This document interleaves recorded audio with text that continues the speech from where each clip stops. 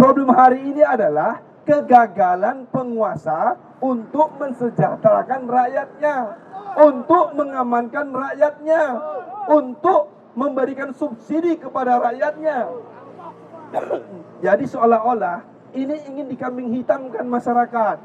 Seolah-olah kalau ada subsidi ini membebani rakyat.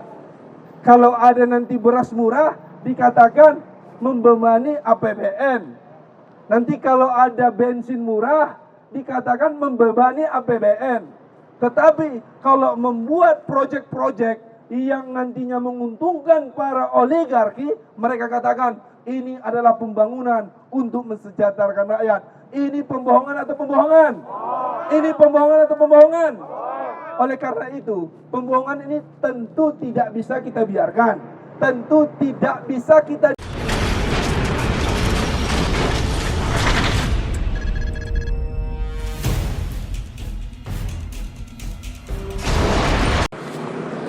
Bismillahirrahmanirrahim. Assalamualaikum warahmatullahi wabarakatuh.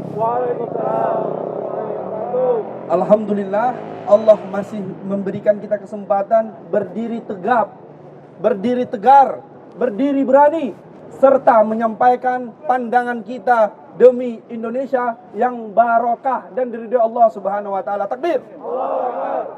Sebelumnya ada pernyataan yang sangat menggelitik, dan juga pernyataan ini salah satu standar yang juga kita bisa ambil. Memang ada persoalan yang sangat serius akan IKN ini.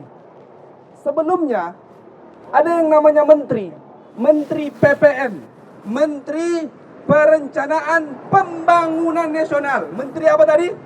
PPN, Menteri Perencanaan Pembangunan Nasional. Jadi dia ini yang merencanakan. Tapi di salah satu acara Menteri Manuarfa ini Suharso Manuarfa ini menyampaikan dia ternyata tidak tahu ada konsensi tambang di lokasi. Aneh atau aneh? Aneh atau aneh? Ada yang tingkat Menteri Pembangunan, Perencanaan Pembangunan Nasional tidak tahu ada konsensi tambang di lokasi IKN. Aneh atau aneh? Luar biasa. Kalau menteri saja tidak tahu, apalagi yang lain kan? Begitu logikanya. Jadi yang seperti ini kita diamkan?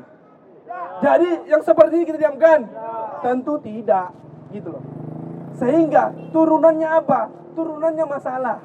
Kalau kita runtun dari pembuatan undang-undang sendiri, ini bim salabim abrakadabra. Sudahlah tertutup, tinjauan lokasinya itu bermasalah semuanya. Oleh karena itu, kita harus sampaikan, kita harus protes apapun yang disampaikan oleh mereka terkait ini, termasuk hal-hal yang tentunya membodohi rakyat. Kita lawan atau kita biarkan? Kita lawan atau biarkan? Oleh karena itu, tentu proyek IKN menguntungkan oligarki. Betul atau betul? Kalau menguntungkan masyarakat, di mananya yang diuntungkan? Buktinya apa? Untuk menyampaikan pandangan saja, pendapat saja, Bang Edi Mulyadi selaku wartawan saja ditangkap. Apalagi masyarakat yang tidak punya komunitas seperti itu, yang tidak punya jaringan seperti itu. Apakah kita biarkan atau kita lawan? Kita biarkan atau kita lawan? Lanjut. Setelah itu, memang kita tidak aneh dengan rejim yang ada hari ini. Suara-suara dibungkam, bukan hanya dibungkam, kalau bisa dipenjarakan. Inilah yang kita sebut stop kriminalisasi terhadap aktivis. Stop kriminalisasi terhadap ulama. Stop kriminalisasi atas kebenaran-kebenaran yang disampaikan oleh masyarakat. Betul atau betul? Oleh karena itu, kita ini ingin digiring.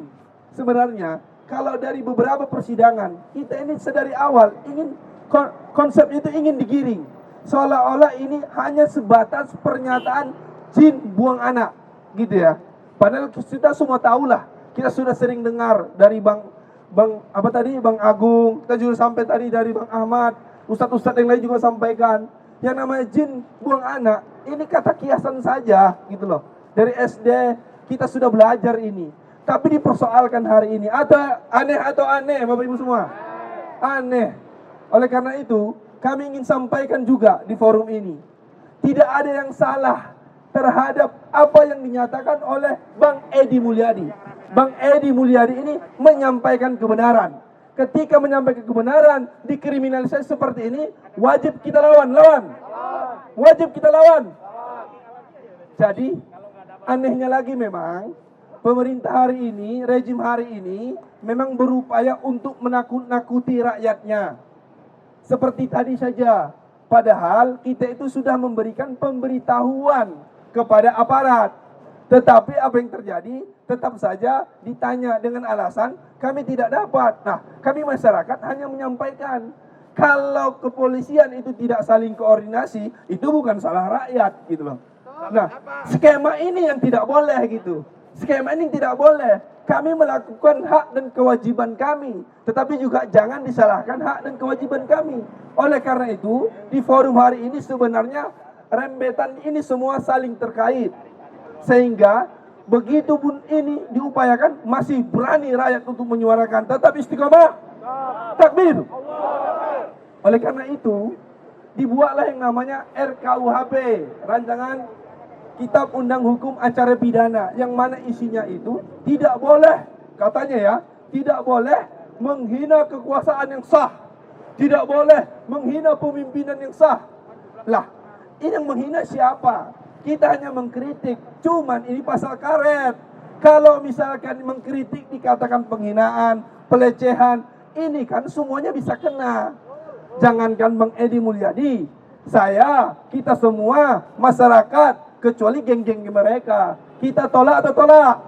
Kita tolak atau tolak? Dan yang paling penting juga harus kita sampaikan, bahwasanya problem di negeri ini kan bukan problem perpindahan ibu kota. Ibu kota dari Jakarta pindah ke Kalimantan, bukan itu. Problem hari ini adalah kegagalan penguasa untuk mensejahterakan rakyatnya, untuk mengamankan rakyatnya, untuk memberikan subsidi kepada rakyatnya. Jadi seolah-olah ini ingin dikambing hitamkan masyarakat. Seolah-olah kalau ada subsidi ini membebani rakyat. Kalau ada nanti beras murah dikatakan membebani APBN. Nanti kalau ada bensin murah dikatakan membebani APBN. Tetapi kalau membuat proyek-proyek yang nantinya menguntungkan para oligarki, mereka katakan ini adalah pembangunan untuk mensejahterakan rakyat. Ini pembohongan atau pembohongan? Ini pembohongan atau pembohongan?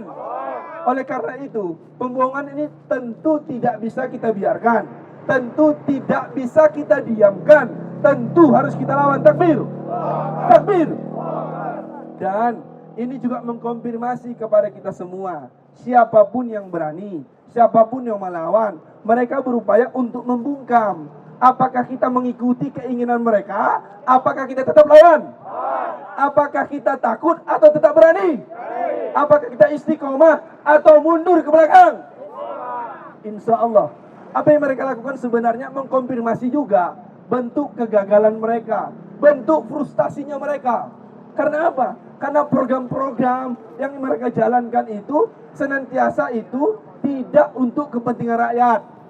Jadi kalau ada yang menyuarakan sebenarnya begini, tembakan dari ditangkapnya atau ditahannya, ditersangkakannya, didakwanya Bang Edi Mulyadi ini sebenarnya bukan hanya sebatas Bang Edi, tetapi ini tembakannya yang lain itu adalah untuk menyatakan kepada masyarakat, nih loh, siapa yang berani kritik kami, siapa yang berani menolak perpindahan ibu kota negara baru, itu kami akan lakukan seperti apa yang kami lakukan kepada Bang Edi Mulyadi. Pesannya seperti itu. Kita biarkan atau kita lawan? Kita bela Bang Edi atau kita bela? Kita minta dibebaskan Bang Edi, bebaskan. Bebaskan. Dan juga secara fakta di persidangan, banyak yang sangat aneh dan sangat ganjil seperti itu. Bagaimana mungkin ada yang namanya saksi, ada yang namanya pelapor, pernyataan mereka itu tidak sama antara satu dengan yang lain. Ini juga menjadi fakta. Tetapi apapun ceritanya, kami menghimbau kepada hakim atas dasar proses persidangan ini, kita menduga kuat memang ada by design yang sangat besar untuk memaksakan Bang Edi Mulyadi ditetapkan sebagai orang yang bersalah. Kita lawan atau kita lawan? Kita lawan atau kita lawan? Dan begini logikanya, ini bukan hanya persoalan Kalimantan.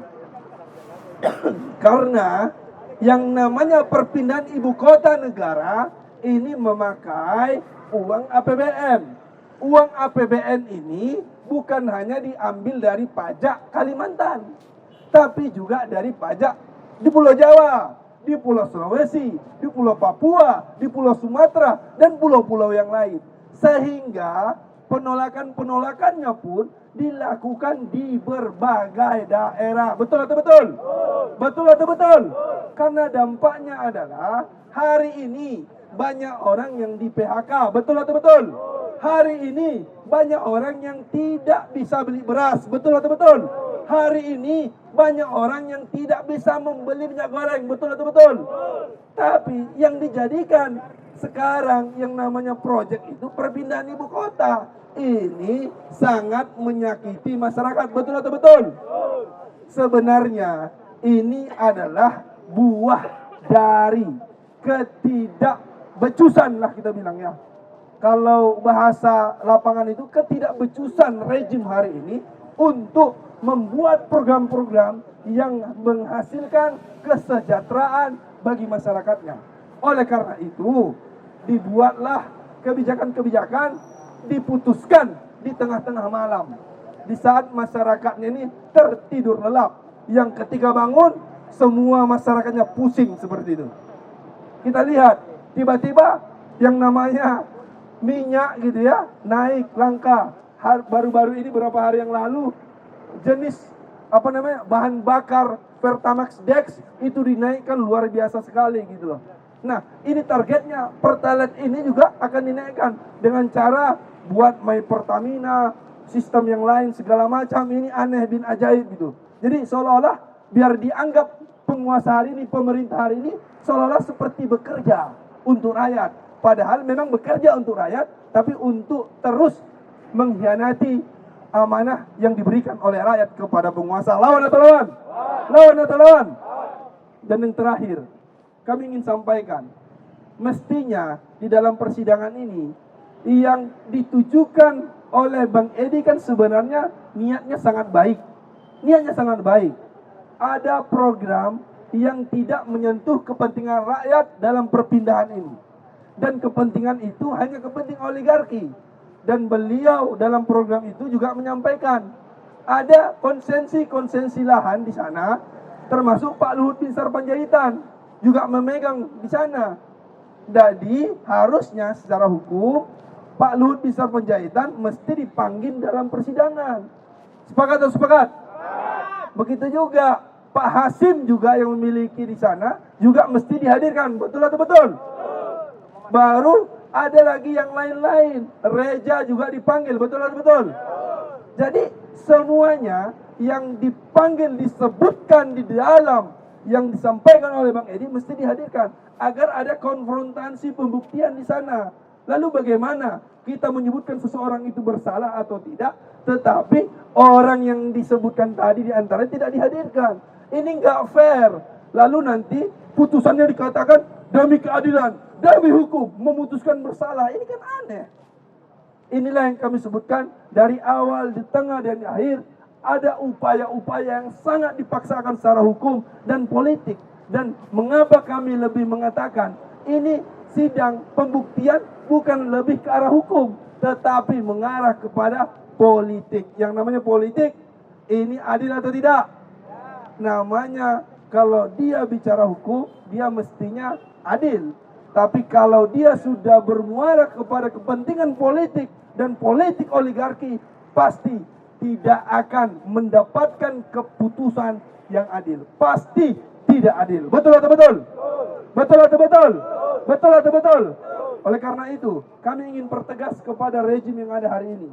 Kami akan terus menyuarakan bebaskan Bang Edi Mulyadi. Karena Bang Edi Mulyadi adalah orang yang mencintai negeri ini, yang menyayangi negeri ini, dan menginginkan negeri ini barokah. Tidak dilakukannya pengkhianatan oleh penguasa di negeri ini. Oleh karena itu, kami teriakan, bebaskan Bang Edi Mulyadi. Takbir! Bebaskan! Bebaskan! Bebaskan! Bebaskan! Bebaskan Bang Edi Mulyadi, karena beliau adalah seorang pahlawan. Wassalamualaikum warahmatullahi wabarakatuh.